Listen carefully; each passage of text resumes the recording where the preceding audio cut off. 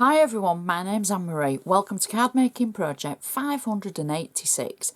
Now you're not seeing me just for a couple of weeks, just for time restraints, that's all, because I so much want to keep bringing you the tutorials.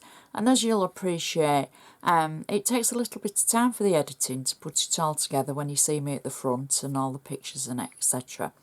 So we're just going to stick to the main bare bones of just the actual tutorials. Everything I do use I should put in a detailed list on my blog, so please check it out. There's always lots more photos on there as well. Now, I want to show you a few of the items that we're going to use for today's tutorial, old and new today. We're going to use our Flip Sentiment rubber stamps. Do you remember those?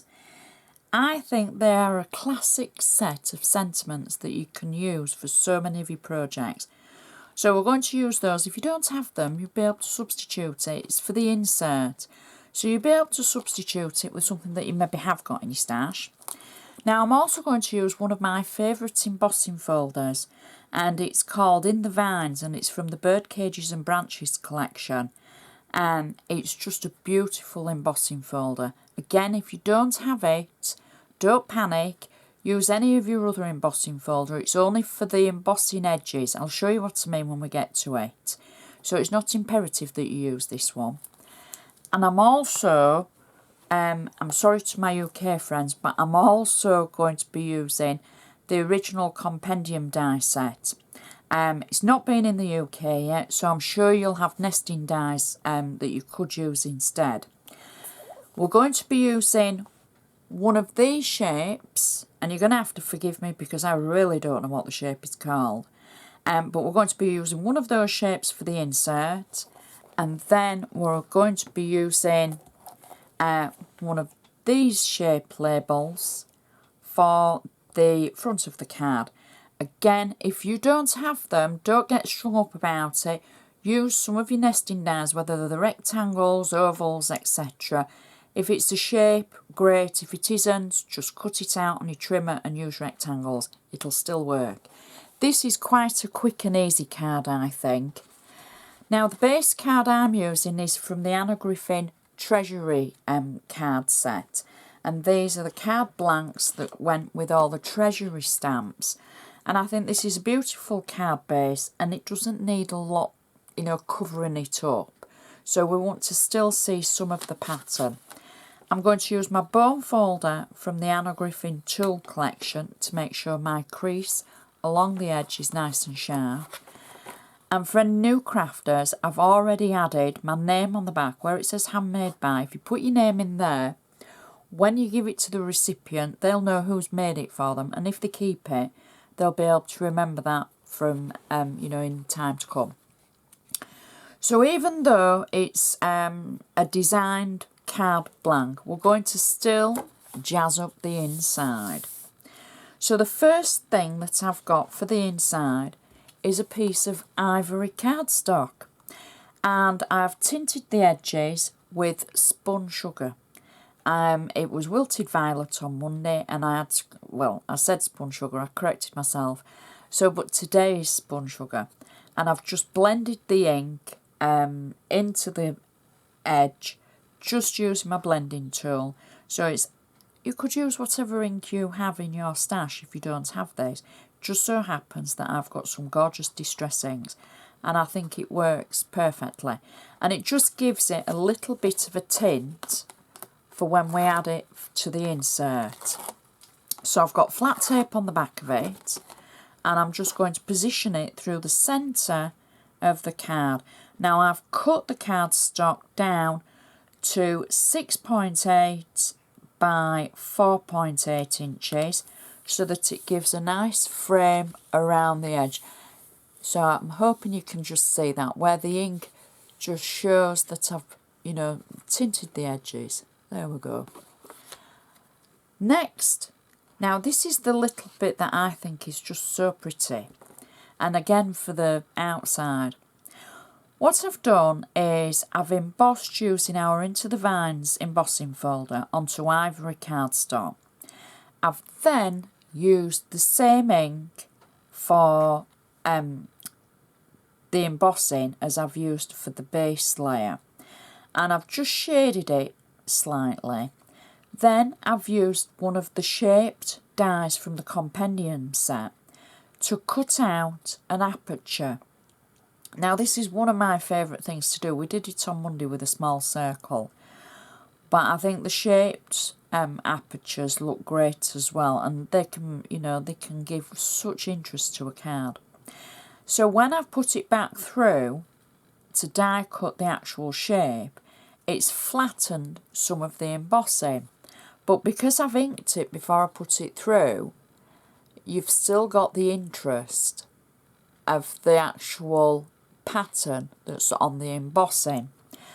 Once I die cut it, I then added flat tape on the back, and so I can add this to my card. And you can see the insert, little aperture there. And I'm going to just add it in the centre. There we go. I've got a little bit more tape on there just to remove that. Now I get a lot of questions about people removing tape and how do you take the back away. I have a pokey tool, and when I prep, I literally lift the corner and turn it over like that. And if I show you, I haven't got any ready there for the little sentiment that we're going to put in. I put the tape on, I'll just lift the corner and leave it ready. So I use a pokey tool. If you've got anything sharp, that will help. Sometimes you can get easy lift tape and it's just a fraction smaller than the carrier paper that it comes on, and that's a lot easier. But mine's quick and simple. So now we've added the card inner and we've got this little hole, this aperture. Out of the actual cardstock that I cut out, I've stamped using one of our flip stamp, and I've just added "May your day be filled with joy and laughter." Flat tape on the back, peel that away, and then this will sit perfectly, because it's exactly the same shape as we've die cut, into that aperture like that. So it sits nice and smooth. And then we've got room for you to write your message on. We've got our sentiment. There's no extra bulk because where we've embossed, we've squashed as well. And it's just so pretty. And it'll match perfectly to the outside. Now the outside, I'm just going to use my bone folder again to make sure that crease is nice and sharp. Our first layer is a base layer of a shape from the compendium die set, and I've just used one of the Anna Griffin metallic layers in the blue. 3D foam on the back of it, and I'm just going to position it through the centre of our card. So this would be classed as our base layer. Press that down so we can still see the pattern on the base of the card. As I said, this is a quick and easy card. If it wasn't for me chattering away and showing you the steps quite slowly, you'd have it made in no time. Our second layer, I've die cut the same shape from the compendium die set, but the smaller layer, and I've used one of the peach metallic layers from the 7x5 metallic layer set from Anna. And then I've embossed it. I've put it into the embossing folder after I've die cut it to pick up the embossing through the centre of our Into the Vines embossing folder. And then I've just simply inked the edges a little bit with the same ink that I used from the inside. 3D foam on the back. And I'm simply going to marry that up and nest it over the previous layer. So we've got 2 layers on there now. Next, I've taken one of the stickers from the Feather Sentiments and Embellishments collection from Anna. So it's the one with the little birds and the roses on. It's a sticker, so I simply peel the back of it away. Now I want to give you a little bit of a tip here, and I'm going to use some extra glue because the surface that we're going on to is embossed, and as much of the stick that there is on the stickers so there's a good stick on them. Because we're going onto an uneven surface, I'm just going to add a little bit of extra glue because I want to make sure it's going to stick. And I would take more care if I wasn't on camera, but I'm being really quick. So I'm going to add my bird and my roses roughly about there. So I can press them on, and there's some glue that's going to pick up on the unevenness of the cardstock in some places, and then others it'll just use the sticker part. So I can leave that to dry if I wasn't going to continue.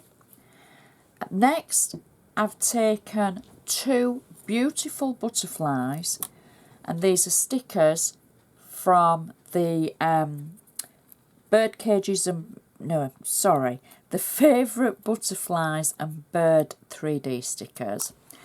And I'm simply going to add one at the bottom, and I'm going to add just a little bit of extra glue on one side of his wing like that. Oops, there we go, just at one side. And then I've got a second butterfly that I'm just going to add a little bit of glue to one side, and I've got some 3D foam at the other side because I'm going to hang it over the edge, and we've got different layers at that side. So hopefully he will sit there, and that kind of elongates the card. We don't want to cover up the bird's face, so I'll just move that slightly. There we go. And then I can add the sentiments, and this is from the Feather Sentiments and Embellishment stickers, where we got the bird and the roses from. And again, even though it's a sticker, I'm just going to add a little bit of glue on there, and I'm going to slot the sticker underneath the section of the rose because it's a 3D sticker, so it's got some layers in there. So it just kind of sits on the cardstock and then includes the rose as well into the design. And then I'm going to finish it off with a little pink bow right underneath that sentiment. There we go. And that is our card finished. Something a little bit different. As I say, it is a quick card. If it wasn't for me chattering, you'd have all put at least half a dozen of them together by now. The contrast of the pink and the blue sits gorgeously on the base. The inside matches perfectly, and I love the touch of the embossing. That just works so well. Stands up nicely. We've got 2 layers on there, and then just a little bit of extra for the butterfly and the sentiment. So I'll go in a normal envelope. It's just such a pretty card, and easy and quick. And we're using a few of our supplies, and we're using them in a different way for our insert, something a little bit different for a good technique. And you know what? It really would work for any sentiment and any occasion. Get well, birthday, thinking of you, that kind of thing. Check my blog out for lots of photos for the project and the ingredient list. And I would just like to say thank you so much for watching. I shall see you next time.